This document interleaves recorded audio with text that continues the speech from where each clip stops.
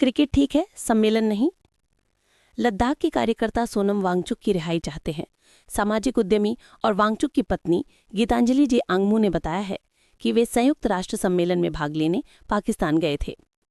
सोनम वांगचुक की तत्काल रिहाई की मांग करते हुए कारगिल डेमोक्रेटिक अलायंस के नेताओं ने आज सवाल उठाया कि इस्लामाबाद में जलवायु परिवर्तन सम्मेलन में भाग लेने के कारण ही इस कार्यकर्ता को पाकिस्तान से क्यों जोड़ा जा रहा है। उन्होंने ये भी सवाल उठाया कि वांगचुक की यात्रा का राजनीतिकरण क्यों किया जा रहा है, जबकि भारत और पाकिस्तान के बीच तनाव के बावजूद भारत उनके साथ क्रिकेट खेलता रहता है। लद्दाख के कार्यकर्ताओं के एक समूह ने राष्ट्रीय राजधानी दिल्ली में मीडिया को संबोधित किया और राष्ट्रीय सुरक्षा कानून के तहत वांगचुक की गिरफ्तारी का विरोध किया। रैमन मैग्सेसे पुरस्कार विजेता वांगचुक को पिछले हफ्ते लद्दाख में हुई अशांति में 4 लोगों की जान जाने के बाद गिरफ्तार किया गया था। सरकार ने वांगचुक पर अपने भाषणों से हिंसा भड़काने का आरोप लगाया है। वह इस समय जोधपुर की जेल में है। दिल्ली में आयोजित प्रेस वार्ता में कारगिल डेमोक्रेटिक अलायंस के सज्जाद कारगिली ने कहा, उन्होंने जलवायु परिवर्तन पर संयुक्त राष्ट्र सम्मेलन में भाग लिया था। अगर पाकिस्तान के साथ क्रिकेट मैच खेलना अपराध नहीं है तो इसका राजनीतिकरण क्यों किया जा रहा है, उन्होंने पूछा। इससे पहले लद्दाख के पुलिस महानिदेशक SD सिंह जामवाल ने वांगचुक की संदिग्ध पाकिस्तान यात्राओं का जिक्र किया था। उन्होंने कहा कि कार्यकर्ता ने पाकिस्तान में डॉन अखबार द्वारा आयोजित एक कार्यक्रम में भाग लिया था और भारतीय मूल के एक पाकिस्तानी व्यक्ति के संपर्क में रहे। ये यात्रा इसी साल फरवरी में हुई थी। सामाजिक उद्यमी और वांगचुक की पत्नी गीतांजलि जी आंगमू ने NDTV को बताया कि दंपति जलवायु परिवर्तन पर संयुक्त राष्ट्र सम्मेलन में भाग लेने के लिए पाकिस्तान गए थे। ये सम्मेलन संयुक्त राष्ट्र के कहने पर आयोजित किया गया था, जो हिमालय क्षेत्र में सभी के साथ मिलकर काम करता है, क्योंकि जलवायु परिवर्तन और ग्लेशियर आपकी सीमाओं को देखकर पाकिस्तान या भारत में बाढ़ नहीं लाएंगे। कुछ मुद्दे भू राजनीति से परे होते हैं और जहां देशों को भले ही उनके बीच भू राजनीतिक तनाव हो, साथ मिलकर काम करना होगा, उन्होंने कहा।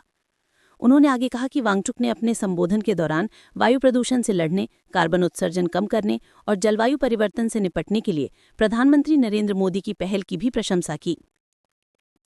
कारगिल डेमोक्रेटिक अलायंस ने 24 सितंबर को लेह में हुई हिंसा की न्यायिक जांच की मांग की। कारगिली ने कहा, हमने सीमाओं की रक्षा के लिए अपना खून बहाया है। हमारे साथ ऐसा व्यवहार करना कितना उचित है।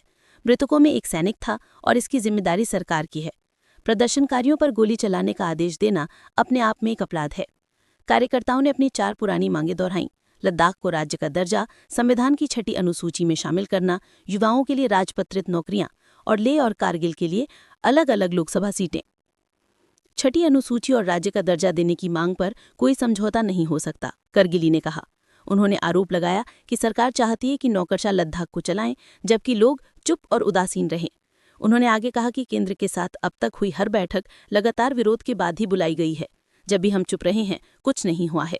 इस साल भी 11 दिनों के प्रदर्शन के बाद ही सरकार ने हमें बातचीत के लिए बुलाया।